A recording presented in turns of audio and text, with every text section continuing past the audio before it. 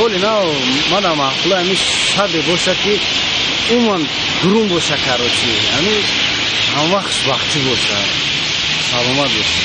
ҷанбаи муҳимаш ҳамин ки шахсое ки дур аз оила зиндагӣ мекунанд ба назди падару модар мераванд ва محض این سبب می شود که پدر و مادرشون رو گم میکنن و همراه این چیزی طوری که معلوم است که این چیزی اویلوی است.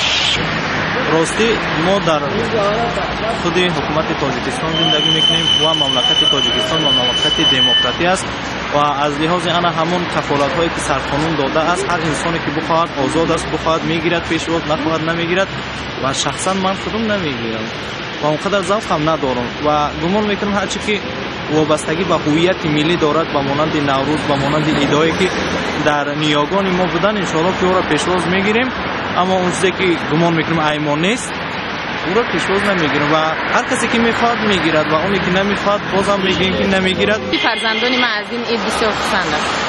راستی گپ پسندی فرزندان من برای من یک دولت کلان است.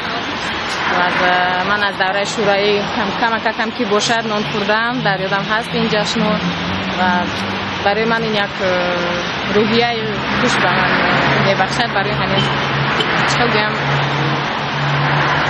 ناز نمیبرد. این چون عنعنه سالهای پیشین ما همچون شهروند تاجیکستان جشن سالینایی را قید میکنیم با تمام شکوه شهامت جشن میگیریم زیرا که این جشن علاقه این در مقیاس بین الخلقی در اکثریت دولت‌های رو دنیا قید کرده میشود. این روز خرسندی است، روز عید است و البته چون عنعنه باید هر یک شهروند و ما شخصا در اویله اینا تجربه میکنیم با تمام هستیش با تمام شکوه شهامتش. Отмечаем в кругу друзей, в кругу близких и так далее.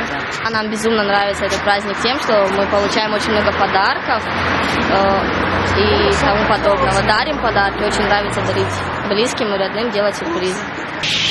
Азиатой барб, азиатой que مثلا روزای نیک و خوش میگرد بسیار ما بگردیم.